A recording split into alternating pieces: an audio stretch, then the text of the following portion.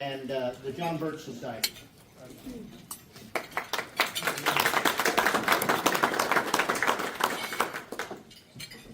Thank you.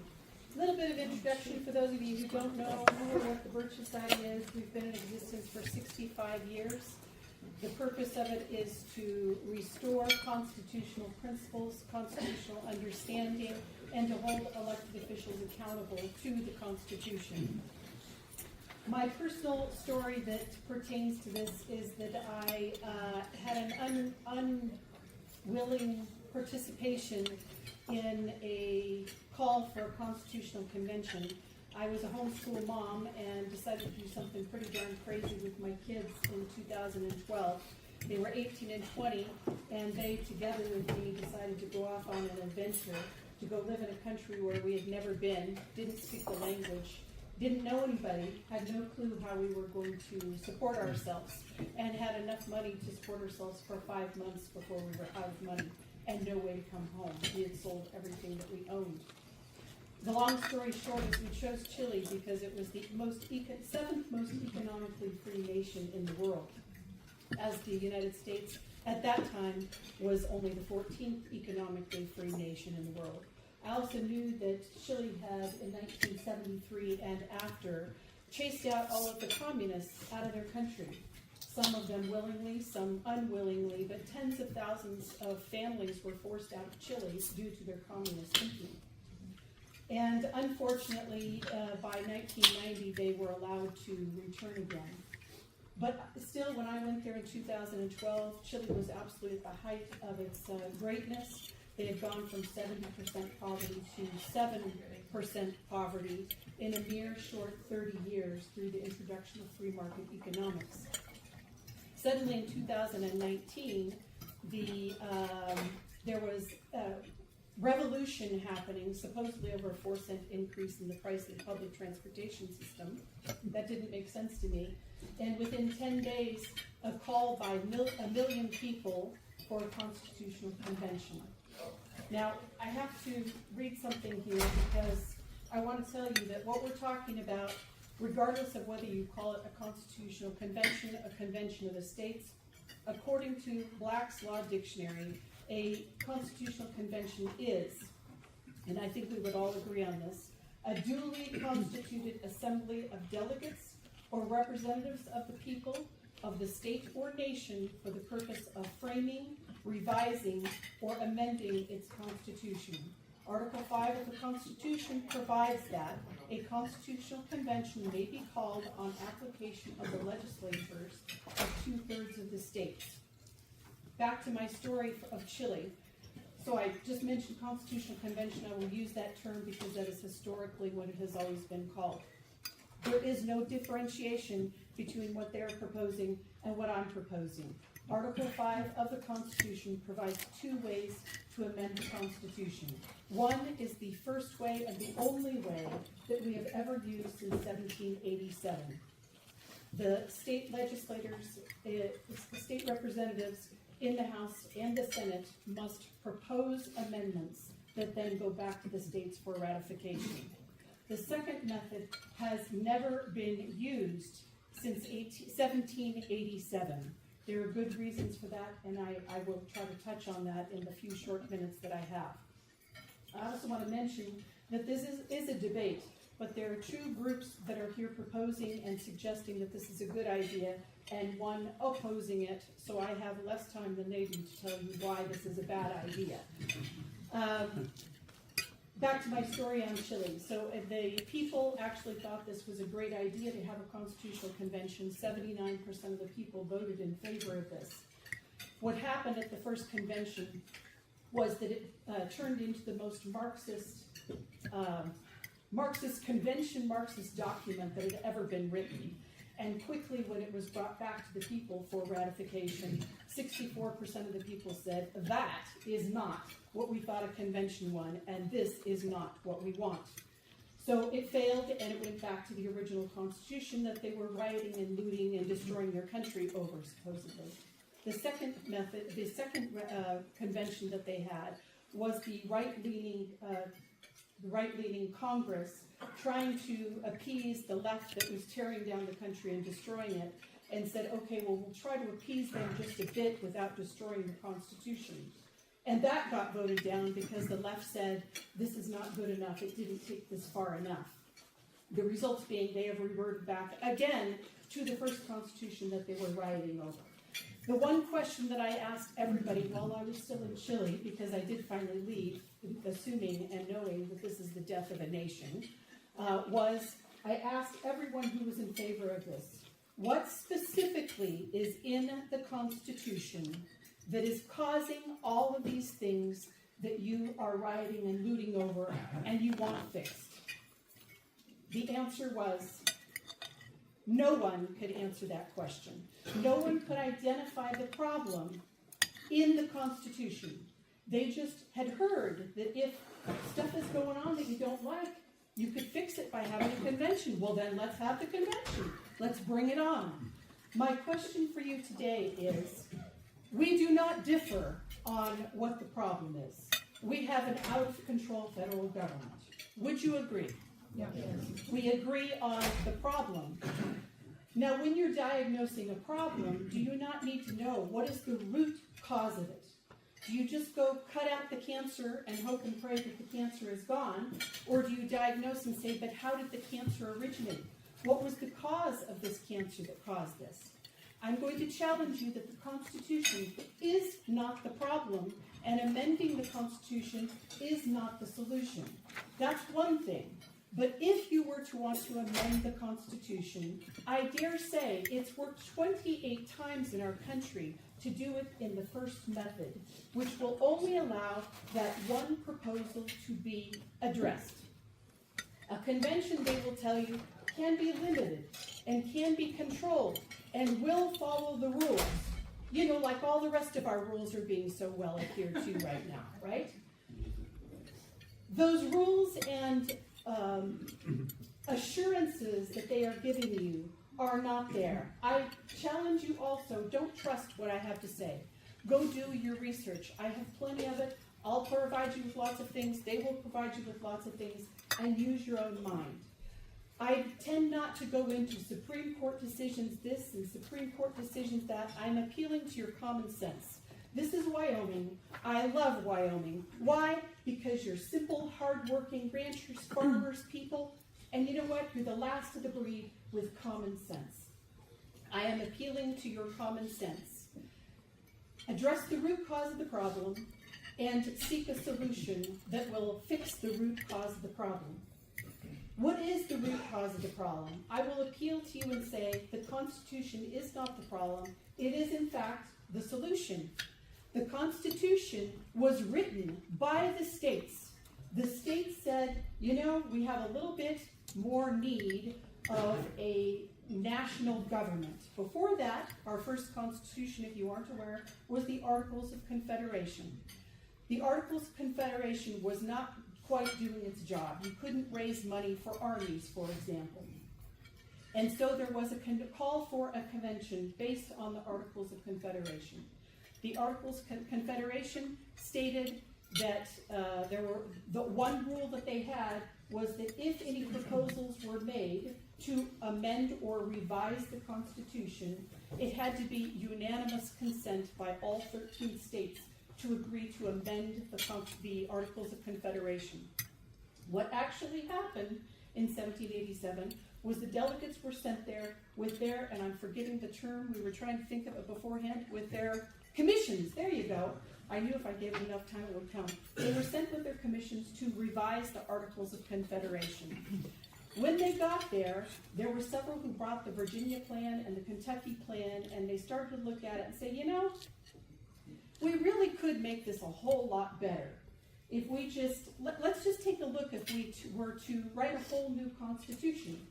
Some of the delegates there said, whoa, wait a minute.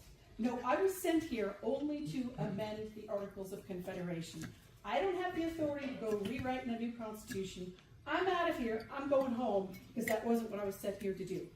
So now they faced a little bit of a problem. They knew they couldn't get unanimous consent for any of this. I would say, thankfully, they did rewrite our Constitution. And the way that they got around their commissions is that they appealed to the highest power. Who is the highest power in the land? People. We, the people. So they said, you know what? We know we're going to go outside our authority. We were not granted the authority or sent here to rewrite our Constitution.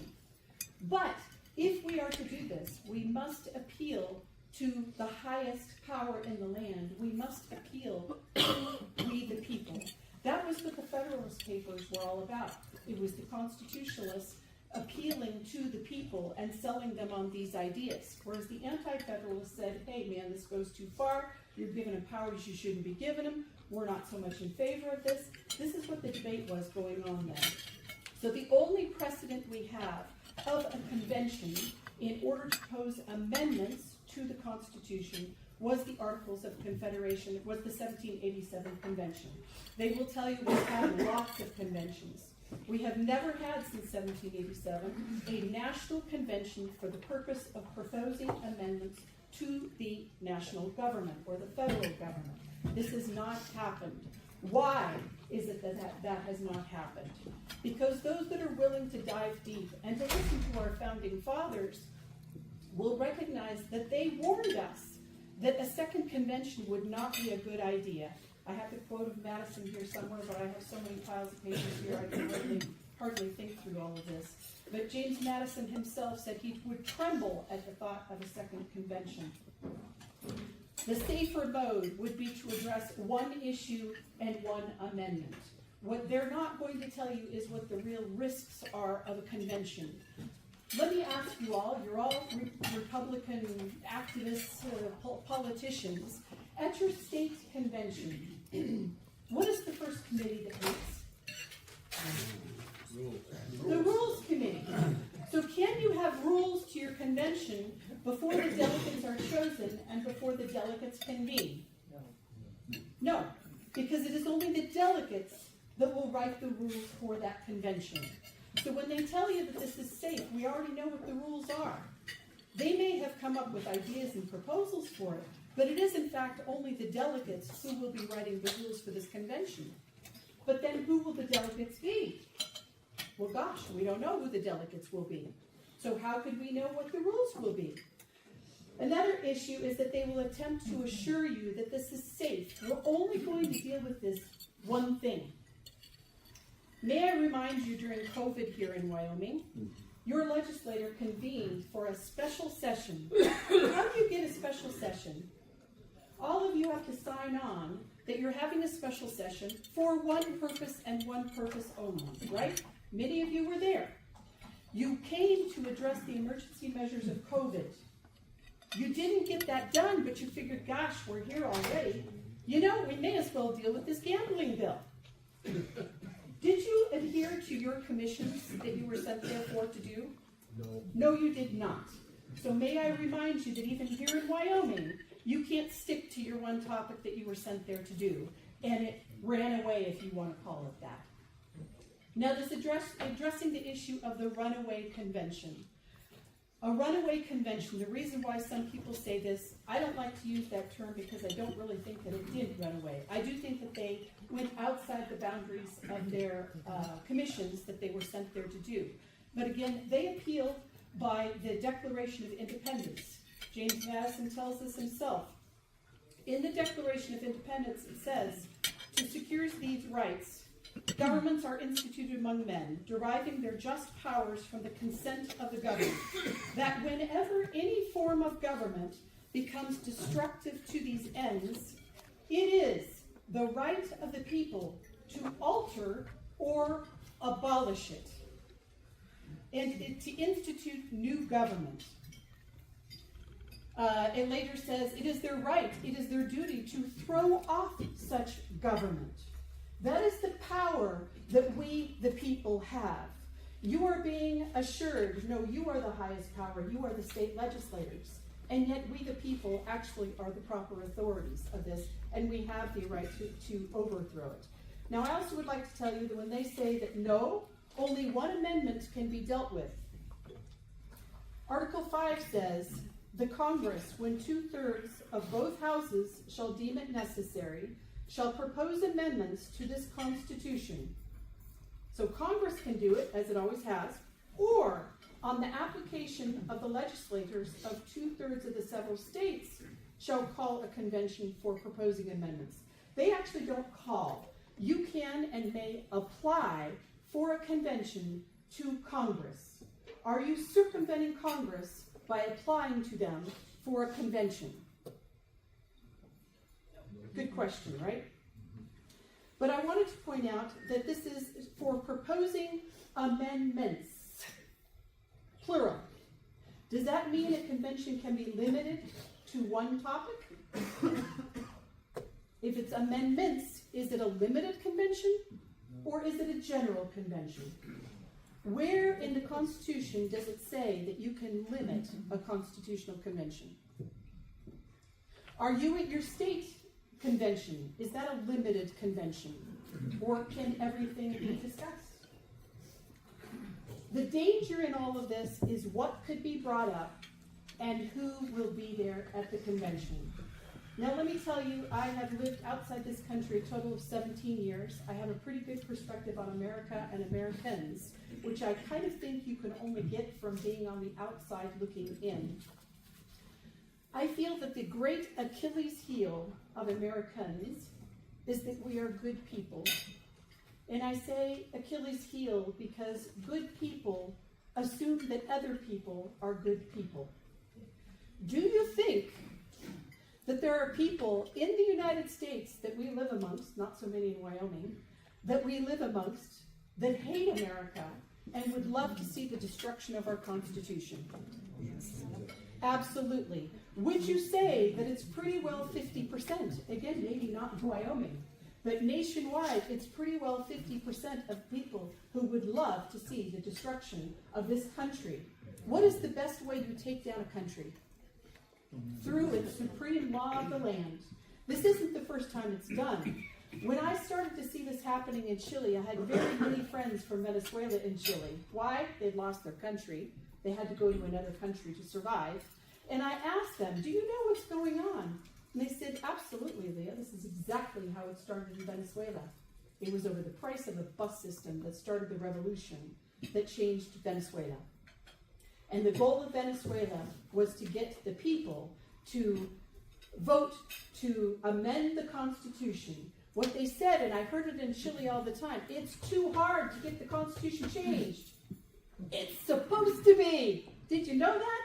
It's supposed to be very difficult to change it.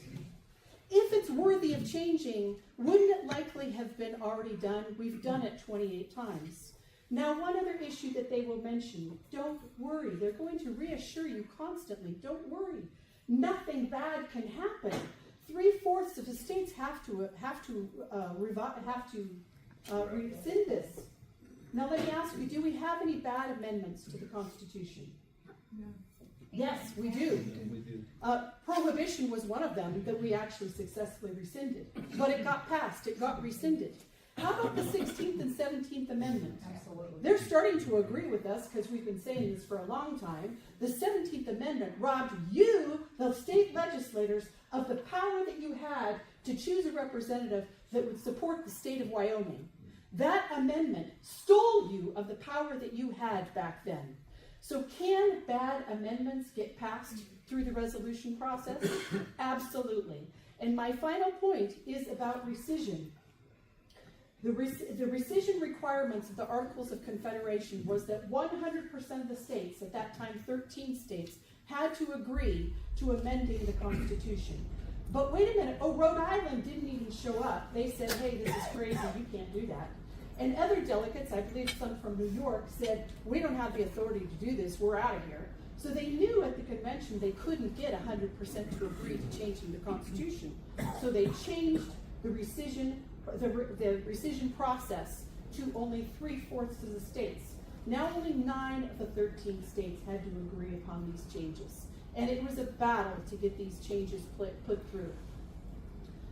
Could possibly, in a state of such division in this country, knowing that we were unlikely to get much of anything passed, do you think that if they were to say, let's appeal to the people, let's have a people's referendum of whether they want these changes to be made.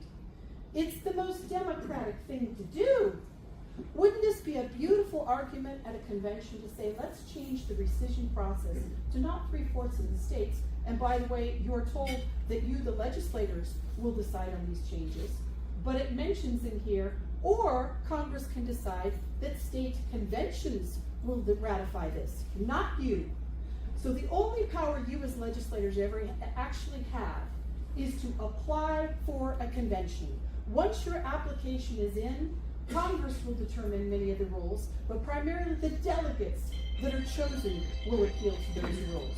So beware of the promises and false assurances that they're provided to you, and I look forward to providing more information as rebuttals. Thank you. Okay, Convention of States will step up for up to a 5-minute rebuttal, and I'll give you a 1 minute and a 30-second warning. I want to give you just, my name is Mike Farris. I want to give you just a little bit of a tour to the material that we've handed out to you. One is my resume. I am a constitutional lawyer. I have litigated 2 cases, and one both in the Supreme Court of the United States. One for religious freedom, and one for free speech for pro-life countries. And there's that case I won in 2018 in the Supreme Court of the United States when I was president of the Alliance for Defending Freedom. Our legal team wrote the law in Mississippi that ended up in the Dobbs case. My legal team was the legal team alongside co-counsel. I led the team that reversed the Roe versus Wade. I have written, and you have in front of you, the definitive answer on the history of the adoption of the Constitution of the United States, answering the defamation that you just heard from. The defamation that our Constitution was illegally adopted. It's just not true. The fanciful conversations that she's concocted about what was said at the Constitutional Convention, go read the records of the Constitutional Convention. Those conversations never happened. They never happened. Why? Because she's got it all wrong. In my formal speech, I'll give you more of the details. But let me just, I don't have time in my formal speech to talk about the ratification process. She's calling it the rescission process. Sorry, I used the wrong one, ratification. It's the ratification Yes. process. She doesn't know the history, she doesn't know the terminology. But the reality is that the Constitutional Convention in Philadelphia in 1787 passed 2 documents, not one. They passed the Constitution, and they passed a recommendation for changing the process for ratification. Where did it go? It went to Congress. What did they do? Congress unanimously approved the method of the new ratification method. Where did it go? Did it go to the ratification conventions then? No. It went to the state legislatures. All 13 state legislatures, including Rhode Island, voted to approve the new ratification process. So rather than running away and running off to the ratification process, as she's described it, she's missed the true history, the full history of what's going on. And the real history that she's missed, and you have the document in front of you, is the history of the John Birch Society. The John Birch Society stood before the Wyoming legislature in 1959 and told you we need the Liberty Amendment. It was a good amendment. And the Liberty Amendment repealed the 16th Amendment, did other good things. The founding president of the John Birch Society, Robert Welch, ran a national campaign to get states to call for a convention of the states to amend the Constitution of the United States to enact the Liberty Amendment. What was the first state that followed the John Birch Society and agreed to call for a convention of the states? It was Wyoming. Your legislature was the first one. Back in 1959, and you've got the resolution in front of you, the John Birch Society was here telling you what I'm telling you. The revisionists that have taken over the John Birch Society lie about the history of how we got the Constitution, defame the Constitution, because if you say the Constitution was illegally adopted, you're saying it's illegal. If we're going to follow the law, we should still be under the Articles of Confederation. They're not telling you the truth about the convention in 1787. They're not telling you the truth about the ratification process. And they're not telling you the truth of the John Birch Society. Because it was the John Birch Society that got you to pass a resolution in 1959. And they are revisionists, undermining their own history of their own organization. They can't explain to you how they reverted against the decisions of their own founder, Robert Welch, and for that matter, their second president, Larry McDonald. Finally, for this brief time, the Black's Law Dictionary definition that she gave you. A constitutional convention is 3 kinds of conventions. You can write a whole constitution, you can revise a constitution, or you can amend the constitution. It doesn't mean you can do all 3 just because it's in Black's Law Dictionary. Black's Law Dictionary doesn't give you the law, it gives you a general definition of the words. The law is that if you call a convention, it's for the purpose of amending the convention. What's its purpose? If its purpose is to follow the application that came. We had 450 applications for a convention in the history of the country. We've never had a convention. Why? Because we've not agreed on the topic. Agreeing on the topic is the beginning point. Until you get there, you can't have a convention. So I'll have more to say in just a couple of minutes. Thank you. U.S. term limits. U.S. term limits. All right. It's got off quite the start. We are the third pack, so I'll try to stay out of historical debate with Michael Farris because the man knows an awful lot. Constantine Carrard, it's a lot of name. Just CQ's fine. We're U.S. term limits. Similar to Convention of States, except we're a single subject, which kind of opens up an altered path. We'll get to that when I get my 20 minutes. He corrected some of the things I was going to say. This is just sort of the rebuttal portion. We're actually all good people. Don't hold my black hat against me. I am a good person. I'm here for good reasons. And I see some black hats in the crowd, so I'm not the only one. There is a school of thought that says do nothing. Just write angry emails to Congress. Let Congress fix it. It's only $38 trillion in debt. It's just this imperial Congress that runs over our lives and doesn't care about us. So that is an option. Doing nothing is always going to be an option. But you're in the House Freedom Caucus, so you probably don't think doing nothing is an option. Some of you aren't in the House Freedom Caucus, but you're sitting in this room, so you probably don't think doing nothing is an option. The question then is, okay, well, what can we do? And I guess what you're going to get today is a couple of the paths forward where you guys can actually do something. You really are the power. When people talk about the people versus the legislature, that's a misunderstanding. You are the people. That is why you're here. You have relatively small districts. You know your people. Your people send you to act on their behalf. It's not direct democracy where the people vote on everything. It's a representative democracy. It's a republic. You guys are the people. So when they talk about the power belonging to the people, that's you. And a lot of legislatures for a long time have kind of forgotten that they have that power, forgot how they had to use it. And I think the founders would be kind of bummed out that they gave you all this power and you let all this happen, not personally, but legislatures around this country have let a lot of stuff happen to this country when they could have stepped up and stopped it. So I'm not in the do nothing caucus, and I would assume neither of you are. I also point out that when they talk about the 3 types of constitutional conventions, where you rewrite, you revise, or you amend, an amendment, a calls for amendments, are calls for additions to a constitution. They are not calls for subtractions to the Constitution. When you amend a constitution by adding an amendment, and all of these calls are specific in that they say, for the purpose of proposing an amendment to Congress that limits congressional term limits, or that institutes a balanced budget amendment, or whatever the amendment you're proposing is an addition to the Constitution. It is not a revision that subtracts anything. You are not deleting anything from the Constitution. You are debating an addition to the Constitution. And that, again, is a critical difference that should be made. The Madison quote, which he was mentioning, you can look it up online. And again, look up a lot of this history, because a lot of what you had there was not historically accurate. The Madison quote has been used out of context every time I've ever testified on term limits, because Madison warns that, oh my God, not a convention, it would be populated by the worst sorts of scumbags.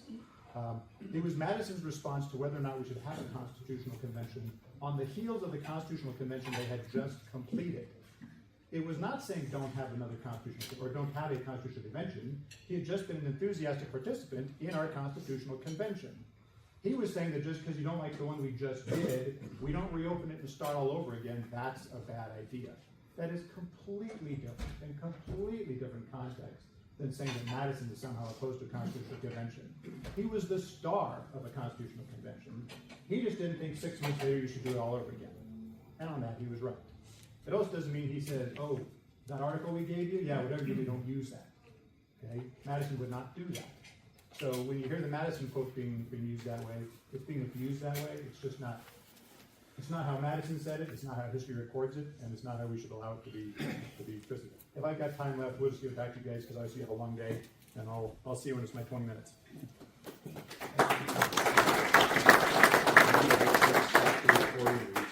Okay, good.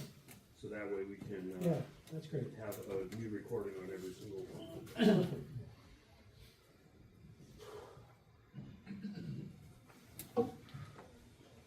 Well, thank you again. I really appreciate the opportunity to be here with you today.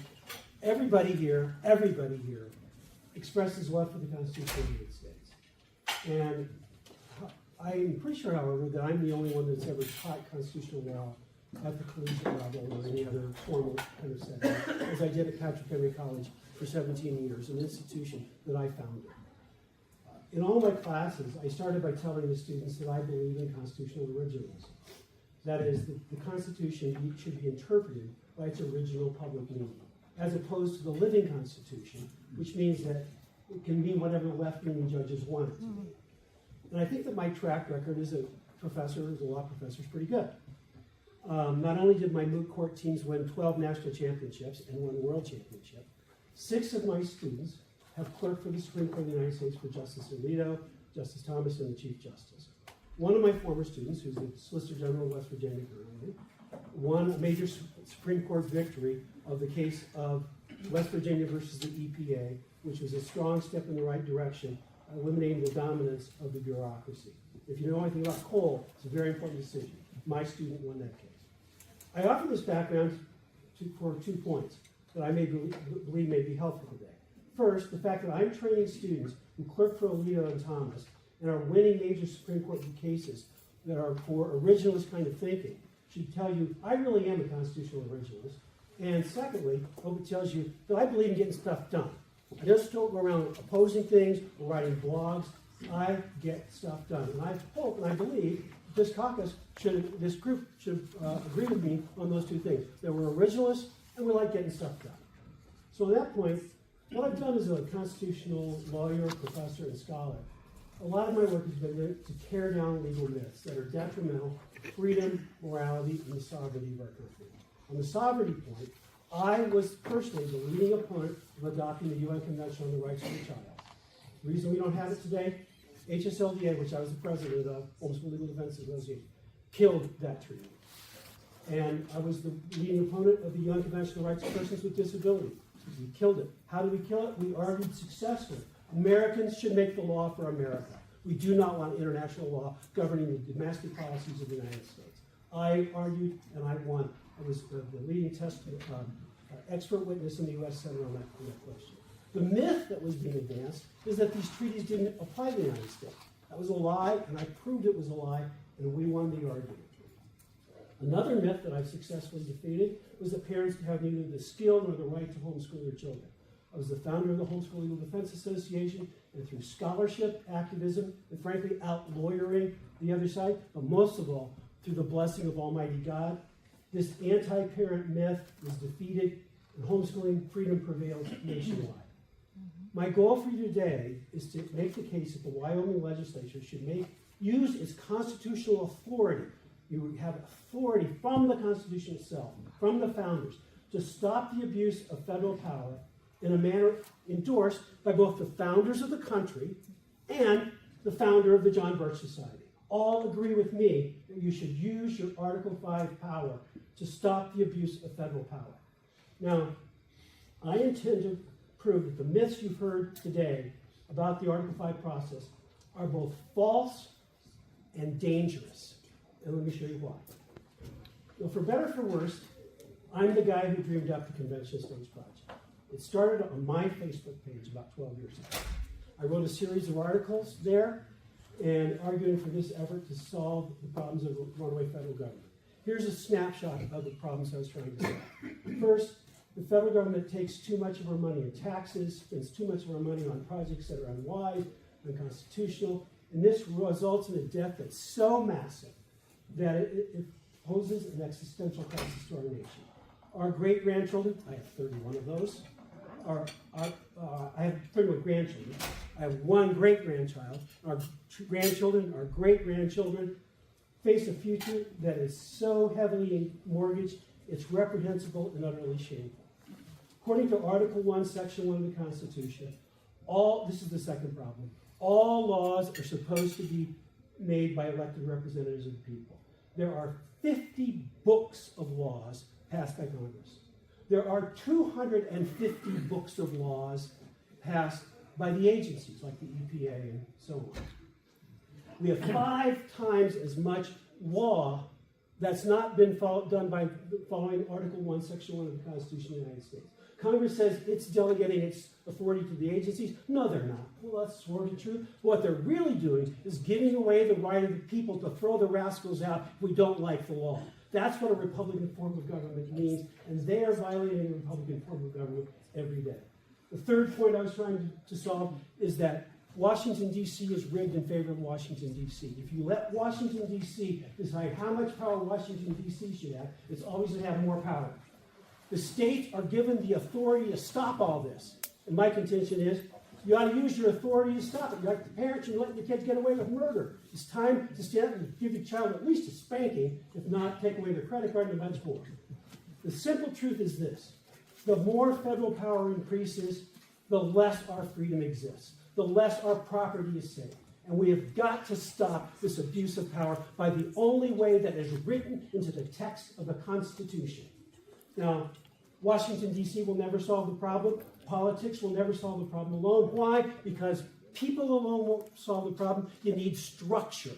You need things like, if there was an amendment that said you had to have a 2/3 majority to pass a tax increase in Congress, that would be binding. It would work. It would be harder to pass tax increases. You have to have a 2/3 majority to pass a bill regulating, things within the states. That'd be harder. Structural powers matter. If you have a single subject rule, that would matter. That would stop things that are going on that are wrong. Politics can't solve everything. Politics are good. I've done my part in that share.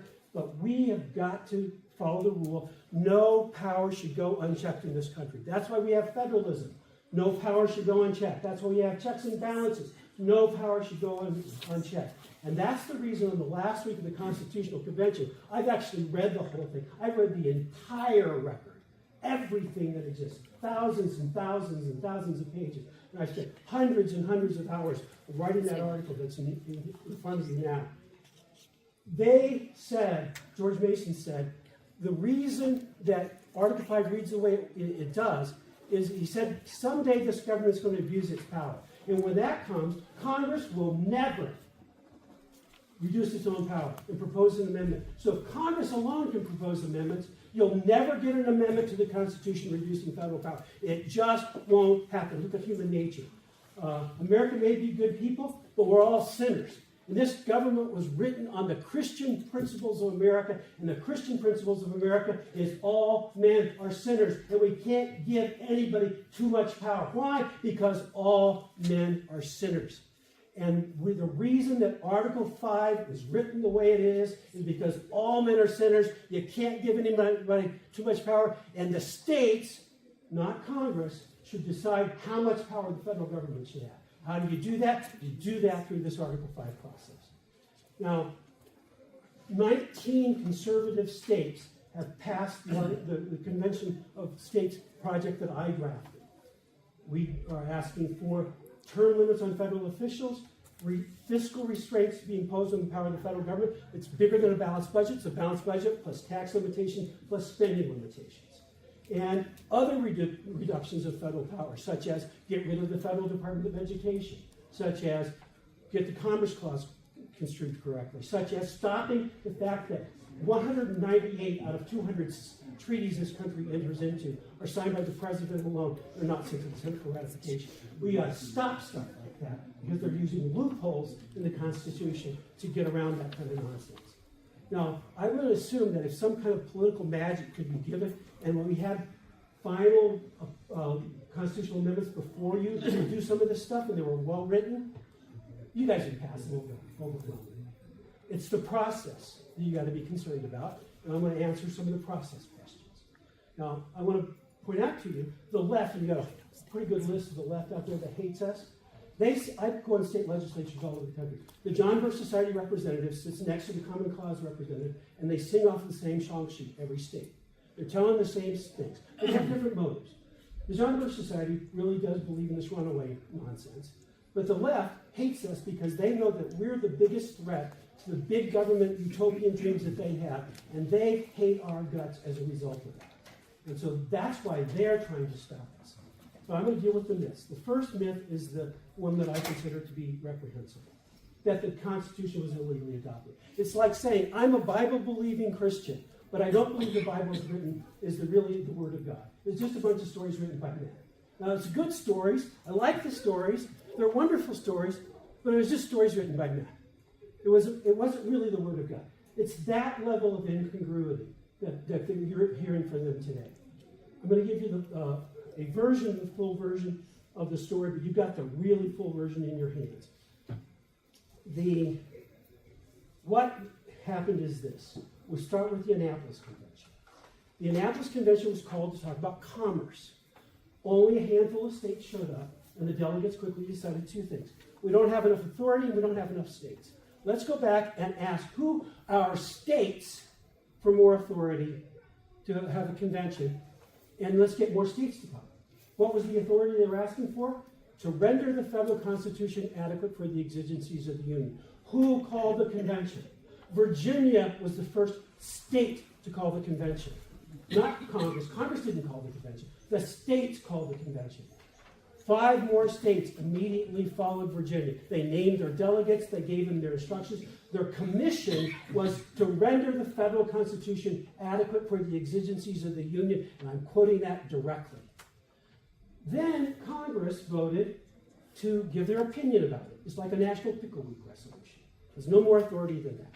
You have in your packet the process for amending the Articles of Confederation. Under the Articles of Confederation, Congress can't call any convention. Under the Articles of Convention, you know, a lick of history, you know that Congress can't they had no implied powers. They didn't call the convention. They didn't even send a resolution to the states. And they always sent the resolutions to the states if they're asking the states to do something. They did not call the convention. Congress in its endorsement resolution said we like the resolution, but we think we should only amend the Articles of Confederation. It was not the call of the convention. There was debate at the convention about their authority. What did they do when they debated it? They looked at their commissions from the states. The states gave them their instructions. Except for New York, every state told their delegates to render the federal constitution adequate for the exigencies of the Union. She's right. New York left. 2 of the delegates from New York left after they decided they were going to pursue a new document.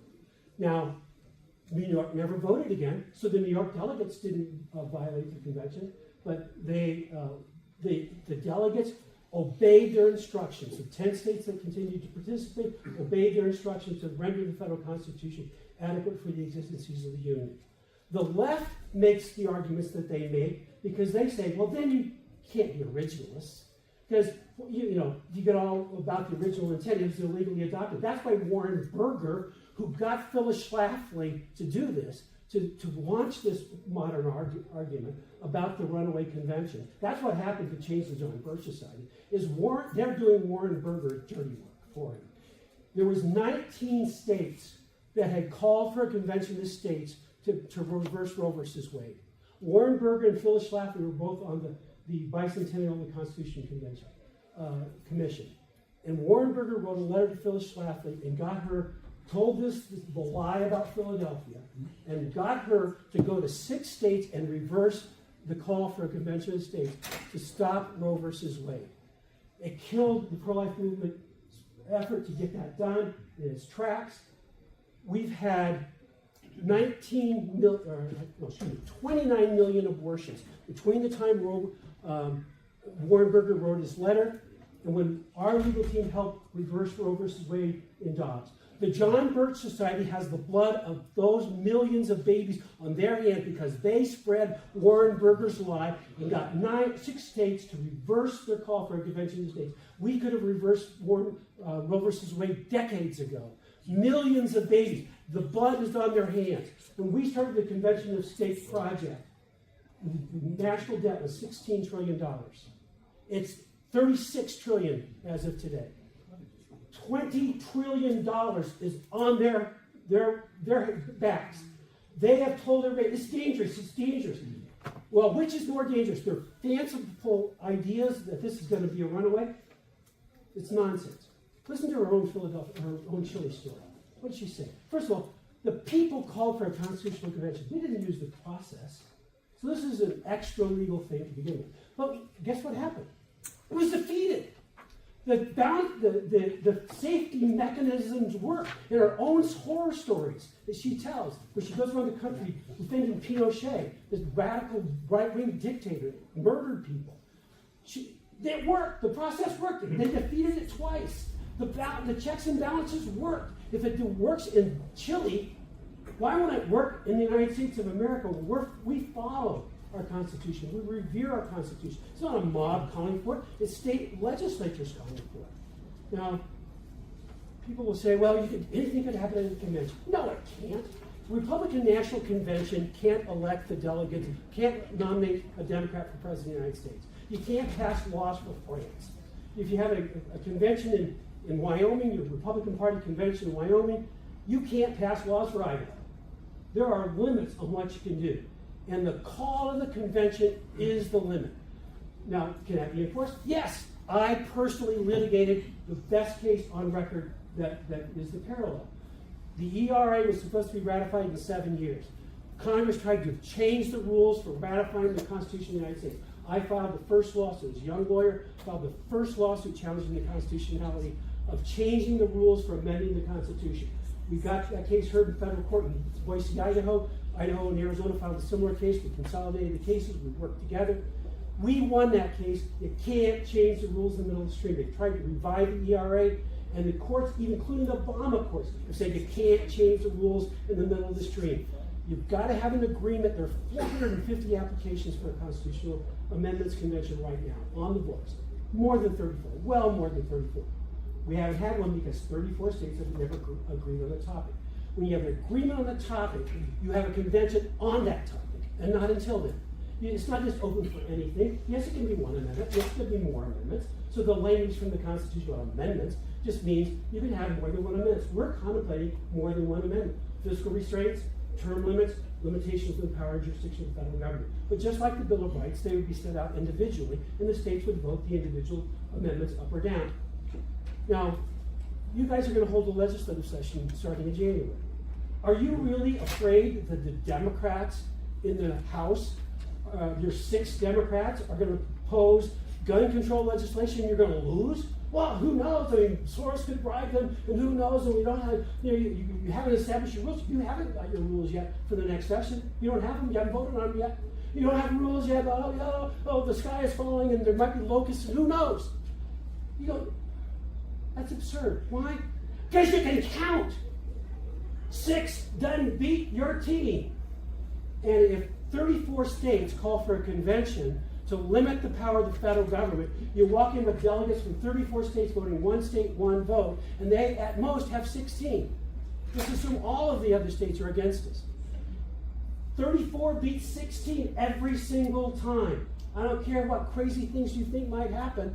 34 beats 16 every single time. You may not get everything you want, but you can stop anything crazy. Why? Because we can count. It's the same reason you're not afraid to open the Wyoming legislature and you're afraid of the Democrats here. It's nonsense. It's preposterous. And that kind of fear-mongering, God has not given us a spirit of fear, but of love and power and sound mind. This is the land of the free because we're brave, not because we're fear-mongers. Not because, what might happen, blah, blah, blah, throw dust in the air. It's nonsense. It's anti-historical, constitution-defaming nonsense. And I respectfully suggest this. You guys have been misled until today, perhaps. At least some of you have been misled until today. Now you know the truth.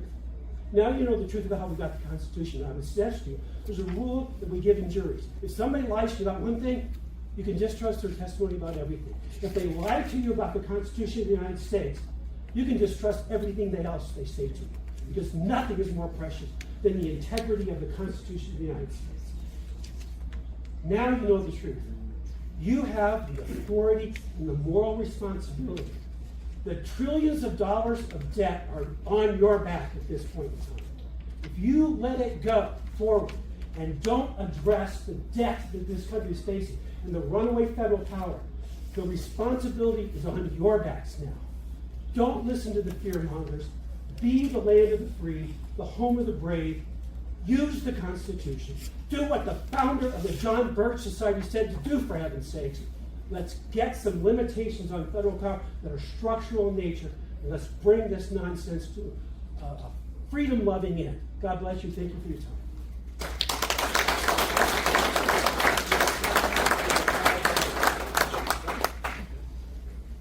Next time I don't follow Farris. What would I say? How would I say it? I don't necessarily have a lot from a rebuttal standpoint on that, arguments and all, but sit down and as your brain tends to do once you're done speaking, you think of all the things that, I'll get a little louder. You sit down and you start to think, oh, you know what I forgot to say was X, Y, and Z, so I want to revisit a couple things from the first presentation just because I think they're important facts for you to have, and they weren't in my 20-minute thing. There was a mention that what Chile couldn't explain what the problem was in their constitution. We don't have that problem. We know exactly what the problem is. A lot of the founders warned you at the very beginning. They were concerned that they hadn't put a balanced budget amendment into the Constitution. That the federal government had the ability to borrow and print endlessly, and so that was a concern right away. We know what's missing as far as our national debt. We know that term limits requires a constitutional amendment. We know this because as states, we tried to pass term limits at the state level. I'm originally a Colorado guy. We were the first state to pass term limits on our elected officials. And after a bunch of states had done that, a lawmaker sued, and the Supreme Court said, no, you can't do it that way. It has to be a constitutional amendment. So we know exactly what the deficiency is, what's lacking in the current Constitution is an amendment that limits the number of terms for members of Congress. No gray area here, so if you hear that Chile was confused, don't be Chile, we're not Chile. We're way better than Chile. We know exactly what's missing. We know exactly what the language needs to say. There was also a mention that we were trying something somehow new or radical that we hadn't done since 1787. Actually, what we're talking about doing is the only thing we've done since 1787.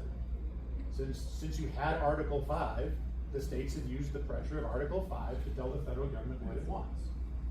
Okay, your Bill of Rights was a result of Article 5 pressure because Madison knew, hearing from the folks who did the convention, that there was unfinished business. There was things that folks wanted done. They didn't get done in that initial draft. Y'all have been through the process, or a lot of you have been through the process. It's not always in that first product. You pass the bill, you come back, you amend the bill. There were things the states wanted that weren't taken care of in the original Constitution. So he went through the Article 5 calls from the states, took the 12 most popular things that had the broadest support, sent all 12 out, 10 got ratified and became your Bill of Rights. That's all we're doing. It's the states telling the federal government, this is what we want. Do this. If you don't do this, we will. We've been doing this since 1787. So we're not talking about doing something new or dramatic or dangerous. They gave us an instruction manual in the Constitution. We're just following that. So those are the only things that I wanted to add from before. I'll save the rest for my 20 minutes. And again, yield back the balance of my time. I think that's how it's done. Yeah.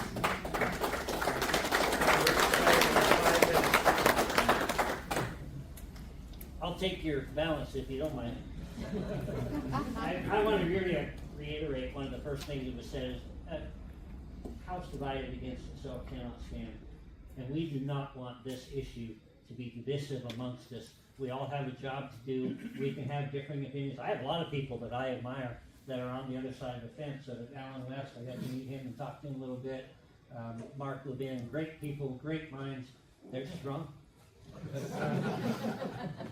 You as new legislators, and there's not a lot of new legislators in here, get this sudden urge to do something. I get emails every day from a lot of you saying, what about this, what about this, we can do this. That's good. I don't want to put a dampen on the enthusiasm. I just want you to know that it's hard to get something done. And sometimes in our fervor to just do something is, we want to be a doer, one who gets things done. We just heard about that. We end up doing something that isn't necessarily attacking the problem at hand, there's a bit of a misdiagnosis here in my mind, and Dalton, my buddy back there, he had a problem not too long ago where every time he broke wind, it went Honda. And it was pretty embarrassing, he didn't know what to do, so he called a bunch of specialists, and the specialists got together and they argued about what body part to remove and what to poke and what to prod and all those things. And it kind of scared him. So Dalton calls up John Winter there because he knows John Winter's got a lot of practical sense. And he called John and he says, "Can I talk to you about my problem?" And sure, John says, "Sure, you describe it." Says, "Well, when I break wind, I go Honda." John says, "Oh, you got a bad tooth. Haven't you heard that an abscess makes the fart go Honda?" The point is a misdiagnosis. The Constitution is not the problem. The Constitution is the answer. We are living that here in this room. We heard there were 6 Democrats. How many of you believe there were 6 Democrats in the House just last year?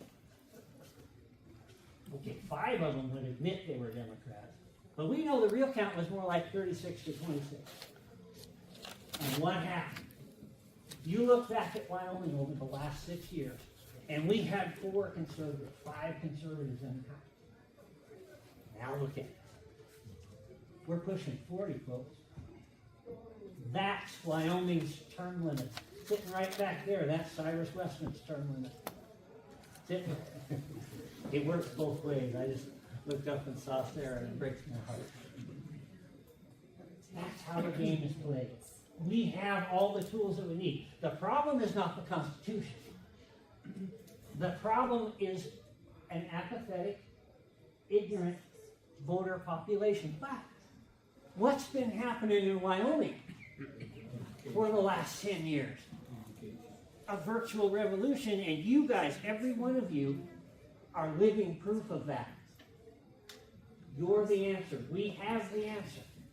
We set an example here in Wyoming. We set an example for the United States. We don't take the risks. I happen to believe in the risks that are mentioned there. And I'm not going to resort to personal attacks and say somebody's lying and all the other whatever that comes out here.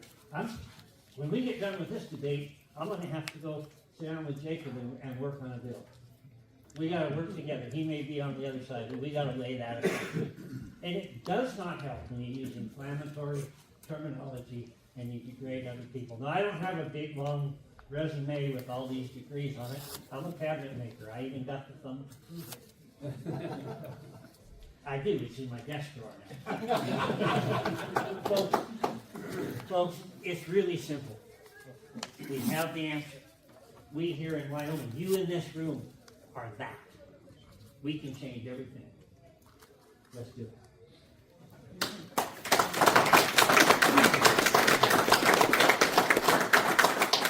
And we're ready for the 3rd round, so now U.S. term limits will have 20 minutes. It's going to be a real letdown after the first.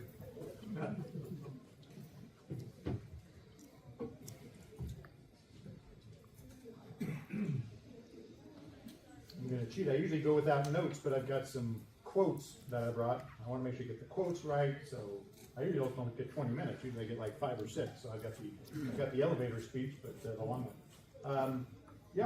We hear it a lot. The Constitution is the answer. So whatever you do, please, dear God, don't use the Constitution. I would suggest that's not logical. It's not rational. It's not going to fix things. Yes, the Constitution's in the answer.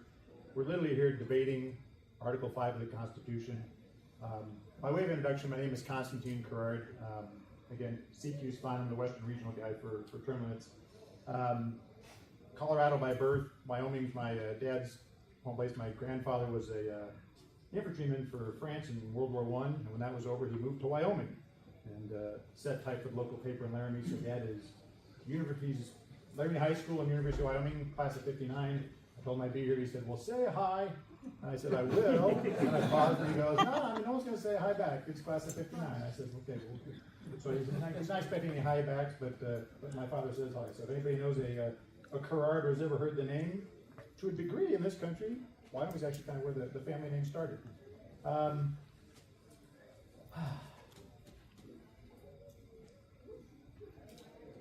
I'm just gonna focus on term limits now, because that's kind of my sole thing. You guys have heard a lot of passionate debate about the process, the legality, all that sort of stuff.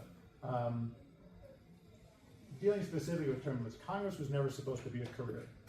It was not supposed to be a full-time job. Heck, it didn't even pay. When you first went to Congress, the job was not even a paying job. It wasn't supposed to be something lucrative. Now it has become incredibly lucrative. It's not that they make 170 grand a year, which is pretty good money. They got to live in 2 states. They got expenses actually that we don't have as a result. And yet, somehow they seem to be doing better than the average person making $170,000 a year does. I'm told the insider trading is pretty spectacular. But for a lot of folks in Congress, and if you know some, you've probably seen it, it is the best job they've ever had. It's the best job they're ever going to have. And unfortunately what happens, that means they wake up every day and their one concern is, how do I keep this job? And so they tend to kind of vote yes on a lot of everything. They tend not to be responsive to the people back home. And the good news for them is that the system as it is currently designed makes it to where it's almost impossible to beat them, so they can plan on staying there forever if they want to. I would distinguish, because there was mention of term limits working, whether you need term limits because you can beat people and look at the new people here. I'm not here to advocate for term limits for the state of Wyoming. Most states don't necessarily need term limits. They're not broken the way DC is broken. You don't have the advantages of incumbency that DC has. You don't have millions of dollars in super PACs, leadership tax, a lot of stuff coming in. You don't have the advantage of the name ID. You're not campaigning across the district with 890,000 voters, where you need those kind of resources to communicate. People in your district know you. They vote for you, they vote for the other candidate because they know you. So the challenges we face with campaigns in DC are dramatically different than what you have here. Once you consider 2 data points, Fox News ran an exit poll, about 120,000 people nationally on election day. The right track, wrong track number, wrong track was about 70%. That's really bad. I mean, people are generally down on politics, but when the polling says 70% wrong track, that's bad, but that's kind of the unremarkable number. They asked a second question that was great. It said, how much change did they want in the way the U.S. was run? It's kind of a weird way to phrase the question. At one end was none, and at the other end was the phrase total upheaval, which is kind of a weird way of polling, but okay.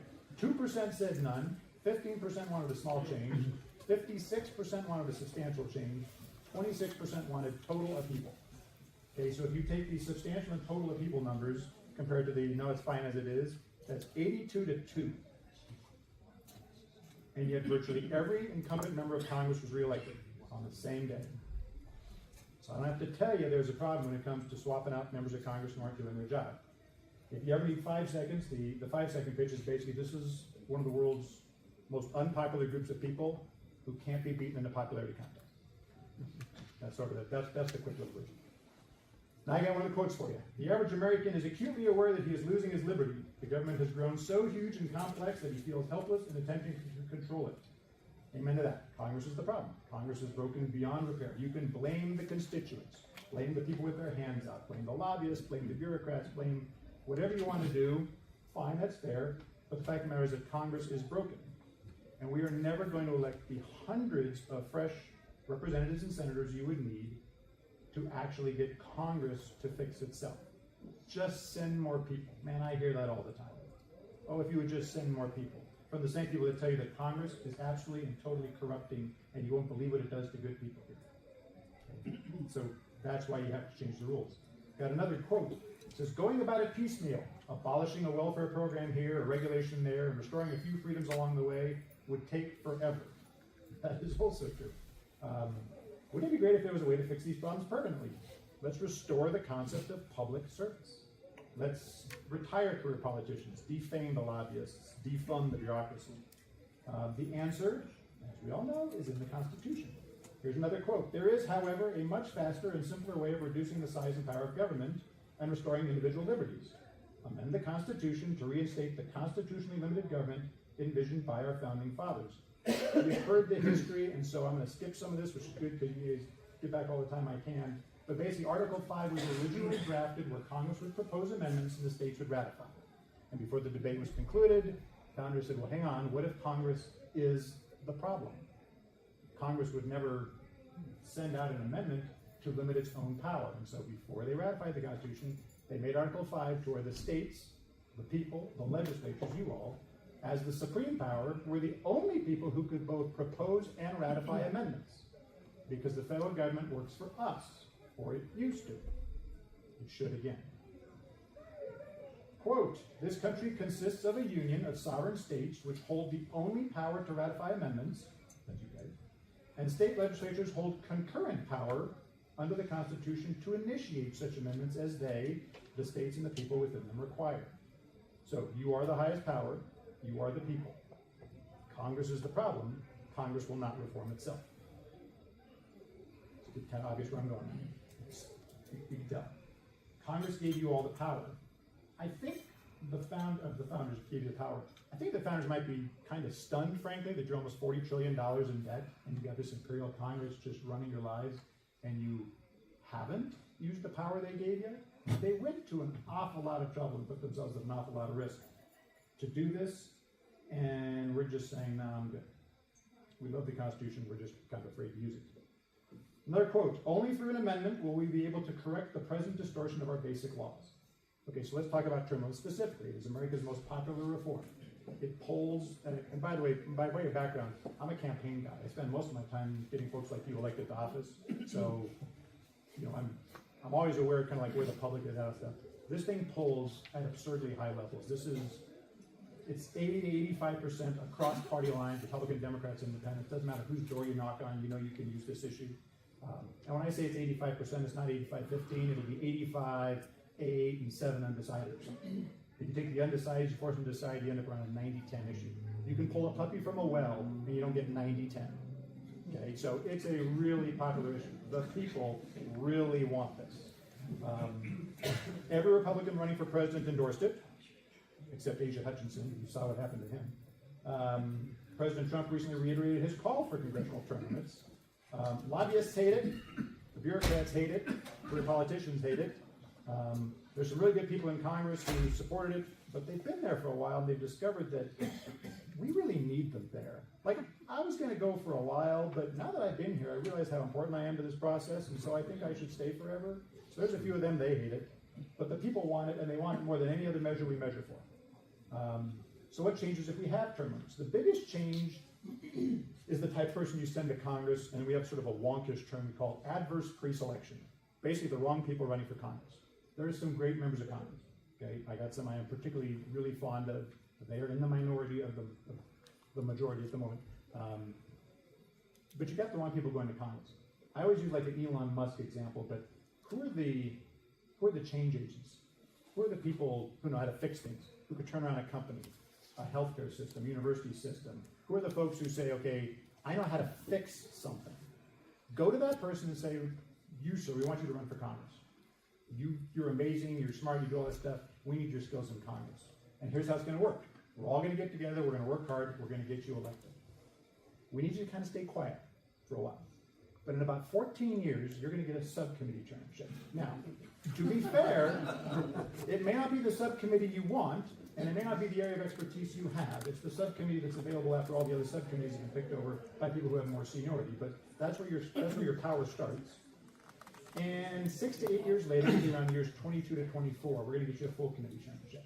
Again, it may not be the committee you want, and it may not be the committee he has any particular expertise in. So when you're trying to figure out why the farmer's running healthcare and the doctor's running ag, well, pharma dollars are great, and the ag guy who gets first choice says, I'll take healthcare, please.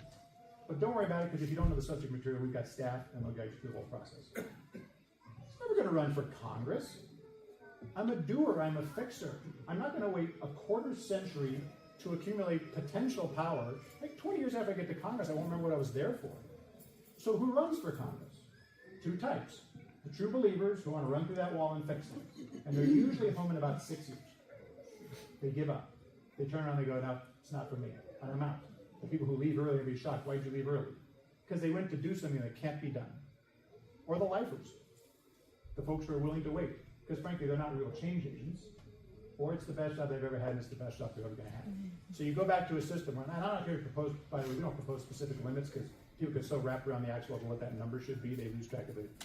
The question is, should this be a career, or something you go for a time, do, and then come home? But if I use, like, let's say, like a 12-year example, after 6 years, you're looking at a chairmanship of some sort, right? And your chairmanship is more likely to be in tune with your expertise, because I got a lot of guys that have been there 6, 7, 8 years, and I need someone to run this ag subcommittee on water. This guy knows it, so put him in charge. That's how you guys do it here at the state level. So that's sort of the biggest change, but there's some other changes. Listen, if you increase the number of open seat contests, you encourage more candidates, you create more opportunities. You can run against an incumbent, but a successful challenge against an incumbent averages at least $2 million. So most of you will never run against an incumbent because you don't have the Rolodex for that. So a lot of good people who could run for office won't even try. Increasing open seat contests also allow, frankly, for states to kind of course correct. Usually sort of like a Mitch McConnell example. You can't beat Mitch McConnell in a Republican primary in Kentucky. You can't beat him in the general because he's the Republican nominee. But if there's an open seat in Kentucky right now, and I step up as a candidate who says, I'm going to go to DC and vote just like Mitch McConnell, I will finish last. Because the candidate who will run and vote just like Mitch McConnell will finish last. But I can't beat Mitch McConnell. That's a problem. I mentioned the fact that, yeah, your committees, I think, stop being based so much on seniority and start being based more on expertise, which is good. And there have been some studies that compare states that have term limits to states that don't.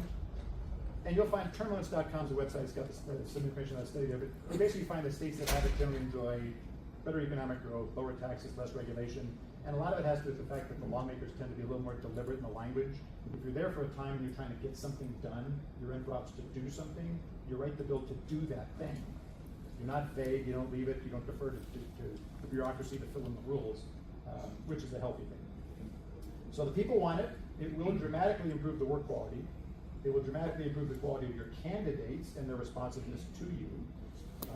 It'll radically change the mindset of the people in Congress, right? Because if I'm there for 12 years to get something done, I don't have time to waste playing games. I'm not just running out the clock. And I think we can get rid of some of those over-obedient, just rubber stamping big spenders that are kind of trampling all over us. So how do you get it? Well, you can go convention of states. That's got it. If you like it, by all means. The single subject effort works just fine. Vote yes on both if you want. You don't have to pick one. The first one past the gate gets it done. I will add that there's one thing that kind of makes us different from COS, and that's the fact we're single subject. The issue is preemption. I've got a handout, come to think, but I'll pass that later. For 240 years, you haven't had an amendment convention, so I'll make the point that we've never had one. One of the reasons you haven't had one is about, well, because 34 states haven't agreed. Actually, one of the reasons you haven't had a number of them is because when you get close, Congress acts. Congress will not be inclined to let us gather in one room and write their term limits, because they're going to want to grandfather themselves in. They're going to want longer limits than we want. They're going to have all sorts of things they want we wouldn't want. Congress will never let us gather in one room and write a balanced budget amendment. They're going to let us set the rules for how they get to spend money. Hell no. They also won't do it until we make them do it. And so how preemption works basically is the states say, you do this or we will. And Congress says, and ignores us until you get close to that magic number. Because if it takes 34 states and I'm at 28, 29, 30, 31 states, I've got a bunch of states considering this, Congress can't risk that I get to 34 before they send me something to ratify. And so Congress will preempt the states, which is what they've done historically. Okay, we've got this strategy has a 240-year unbeaten track record. So anybody wants to check the historical records, the Bill of Rights again was state pressure early. Term limits on the presidents was state pressure, as FDR went from term 3 to term 4. Women's right to vote. You know, if you're a woman, you're sitting here and you appreciate the right to vote, thank Article 5 and Article 5 pressure on the Congress. This works. I am not a proponent of the 17th Amendment, but if you wanted a clearer example of how this strategy just never loses, the U.S. Senate had no reason to change the rules on how U.S. senators got appointed, how they all got their jobs. The U.S. Senate would never, of its own volition, change the rules. But enough states said, you do this or we will. Congress says, okay. And then they do it. And that's what we're doing here. And I mention that because, again, I'm fine with the convention. But there may be some of you here who just can't get past it. And if you can't get past it, I hope you support this one anyway, because this one's never going to a convention. Congress will preempt. It has always preempted. For a quarter of a millennia, this has worked. So from that standpoint, preemption is kind of the main difference, so I want to spend a little bit of time on that. I would also point out it's the only way you're ever going to get term limits. So if you support term limits, This is the only path. I always kind of joke, I say, you can't tell your people that you believe in long, healthy lives. You're just fundamentally opposed to diet and exercise. Like, there's just the one way. Congress will never do this on its own until it has to. It won't have to until you make it, and this is how you make it. It's the only path. So from that standpoint, I hope it's kind of clear. I should point out that I've read you a number of quotes. They all actually come from the same person. Former Congressman Larry McDonald of Georgia was a leading voice against communism and a conservative in the United States Congress. He was a longtime Birch board member. He was actually the Birch Society's second chairman. And I don't know if anybody's old enough to remember Korean Airlines Flight 007 that the Soviets shot down ostensibly by mistake. He was on that flight. So it was, they accidentally shot down one of the leading anti-communist voices in Congress back in the year 81 or something like that, a long time ago. It was sometime after that, obviously, that the Birch Society's position evolved. But that's why you'll still find a lot of Birch members who actually do support it, even though the majority of the literature obviously is against it. We're going to be around. I'll stick around afterwards. I'll have that little preemption thing. Maybe I'll hand it out right after so I don't interrupt the rebuttals. Again, I know some of you have, we do have term limits pledges that we have candidates and lawmakers have signed because they love term limits, they sign it, put it up on their social media and stuff. And so if you like term limits and you want to do that, that's great. We're always happy to promote the folks who stand with us. Like I said, this is incredibly popular. It is the right thing to do. It is not a silver bullet that will fix everything in Washington, D.C., but boy, it will help a lot in a lot of ways. There's no argument to leave them in place forever, and this is the only way to take them out. So from that standpoint, and I think combined with preemption, hopefully I've overcome everybody's objections. This thing will pass by acclamation and piece of cake. But I appreciate the time again, and congratulations again. Like I spend most of my time getting folks elected, so I know the journey you've been on. I know what it feels like. Congrats. I mean, you guys are, for those, especially the first timers, man, you're off on an adventure right now. So have fun. Appreciate it. Thank you for having me.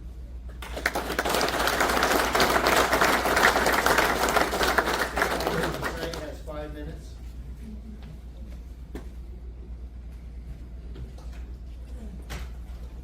They're both in favor of convention. I'm the only one opposed, but I'll do my best in 5 minutes here. He mentioned that they always preempt this, that you can make Congress afraid. Did you know that the balanced budget amendment came to 32 applications for it? They only needed 34. Did Congress act? Did they suddenly say, oh, we're so scared of you states, we're going to implement balanced budget? No, they did not. So this, using it will make Congress fearful of you, and they will behave if we just have enough applications just playing with fire. I want to remind you that the Constitution already limits the federal government. That is its entire purpose, is to limit the federal government. So there is nothing that doesn't already exist in the Constitution that would not hold us accountable. Because he was the last speaker, I am not a constitutional attorney. I'm a simple homeschool mom, okay? So I will let you listen to the wisdom of our founding fathers, because I'm nowhere near as smart as them. Alexander Hamilton said on term limits, nothing appears more plausible at first sight, nor more ill-founded upon close inspection on term limits. John Adams said, there is no right clearer and few or more importance than that the people should be at liberty to choose the ablest and best men. Term limits would take away the rights of the voters to support the people that they think are ablest and best. Remember that unintended consequences of something that appears plausible at first sight. Sam Adams said, our country will stand in need of its experienced patriots to prevent its ruins. Is there an advantage to having experienced legislators in DC that are good? I know they're rare. I know they're only 1 or 2%. But are we willing to throw out the good ones with the bad ones by imposing term limits upon them? Roger Sherman talked about as long as a man behaves himself well, he is never turned out of office. We must hold them accountable to behaving well. We, the voters, are to hold them accountable. Gouverneur Morris said, it's tended to destroy the great motive to good behavior. the hope of being rewarded by reappointment. It is their behavior that we are to be judging them on. Sadly, the average voter has no clue what their representatives are doing, not you in here in Wyoming, and especially not in DC, that's so far away from them. But who's actually doing something about it? We at the Birch Society have something called the Freedom Index. I have it there laying on me, and I have more on a table there. We actually reveal, we actually educate the voters on your scores. And you here in Wyoming also.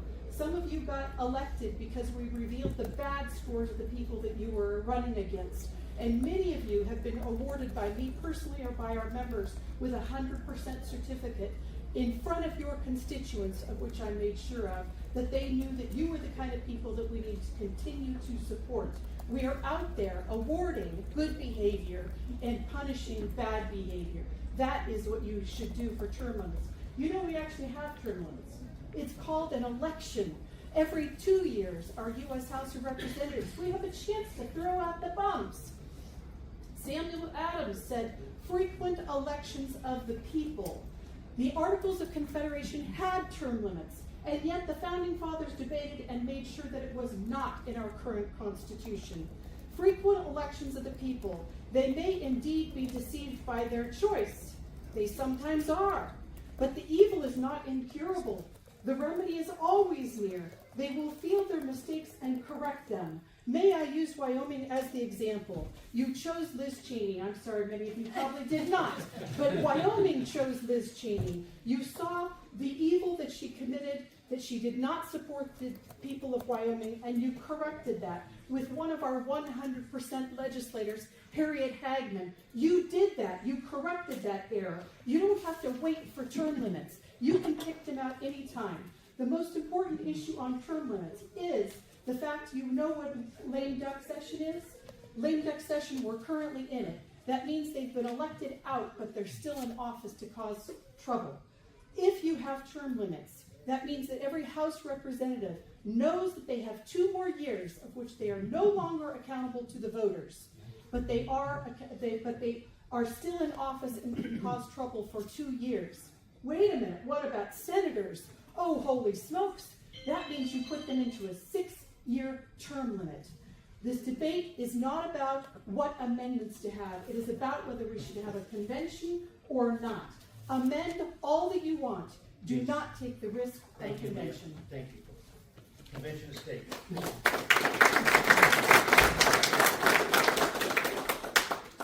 Thank you again for your time. A couple of quick preliminaries.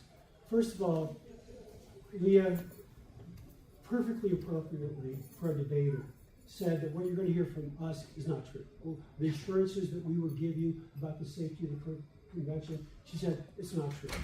I got up and said the history she gave you about how the Constitution was adopted was not true. It's not a personal attack to say that what the other side told you is not true. You just got to set the record straight. Leah's a great lady. She's done a lot of good things. Her heart's in the right place. I just think she's wrong about these things. So those aren't personal attacks. It's just we're pointing out what the other side said was not true. Now, quickly about preemption. I think CQ is right that preemption normally is the case, and I think on term limits that very likely happened. You get to 30, 34 states or 30, 31 states for a term limits application, you're likely to see something coming for Congress. I think Leah is right when she said it didn't come from the balanced budget amendment because of change that's big enough, they won't do it. They just won't do it.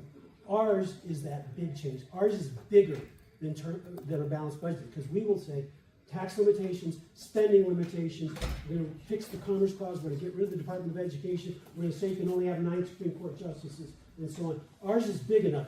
They won't try to, they can't preempt it because we're covering more ground than any single subject can do. So I think preemption is probably true for term limits, but I don't think it's true always. Now, I'm going to address, with the last time I have, the question of, is the Constitution a problem? There's a big book that I didn't carry because it's too heavy. I'm 74 years old and I just can't carry stuff as much anymore, especially when I'm flying across the country. It's called The Constitution of the United States. That's the name of the book. It's put out by the U.S. government printing press. And what it is the Constitution with all the court decisions interpreted. you've got the Constitution as written and you've got the Constitution as interpreted. Many of the amendments were fixing Supreme Court interpretations. The 11th Amendment fixed the Supreme Court interpretation about suing the states. The 13th Amendment was there to fix the Supreme Court interpretation called Dred Scott. 14th Amendment falls in that same category. 15th Amendment, pretty much the same category. Minor versus Happersett was a case to try to give women the right to vote under the Equal Protection Clause, which they should have had. Wyoming got that right historically, early, but it should have been done by the 14th Amendment. Supreme Court got it wrong. 19th Amendment corrected that. So we often have used the amending process to correct the Constitution as interpreted. The General Welfare Clause was meant to be a limitation on government spending, not a blank check. Why did it become a blank check? Is because the Supreme Court did an interpretation of that in the Butler case. Who murdered our debt? The Butler did it. And it was the Supreme Court that did it. We need to correct that interpretation. And so the constitutional amending process for correcting either gaps, like the number of justices on the Supreme Court is not fixed. Congress can change it anytime they want. And I guarantee you the next time Democrats have the House, the Senate, and the presidency, they're going to increase it. They're going to jam the court. They will do it. And you want to know a threat to the Second Amendment? That's the threat. The D.C. versus Heller case was decided 5-4. The Supreme Court gets packed by the Democrats. Very realistically, that could happen. And then the Second Amendment was interpreted to be only for the militia, not for a personal right. That was what the 4 justices said. Your Second Amendment rights are gone overnight. And how can you fix it? The only way to fix it is the Article 5 Convention of the States process. And so if you want to fix the problems of the Supreme Court's interpretation of the Constitution, and some of the gaps, like number of Supreme Court justices and a balanced budget rule, then the Convention of the States process is there. The 38 states have to ratify. Even in Chile, they had to ratify it. And they used the old rules to ratify it. And it failed. Bad stuff failed because they used the rules to ratify it. It can't pass stuff in that's crazy with it's hard. It is, Leah's right. It's supposed to be hard. Getting to 34 states is hard. Getting to 38 states, even harder. It's hard. It's supposed to be hard. But crazy stuff can't happen. Good stuff, it's hard. Crazy stuff just can't get through it. Why? We can count. And if we're afraid of our own shadows and afraid of using the power the founders gave you, then we're just too afraid. Thank you for your time. Thank you for your service to the people of Wyoming.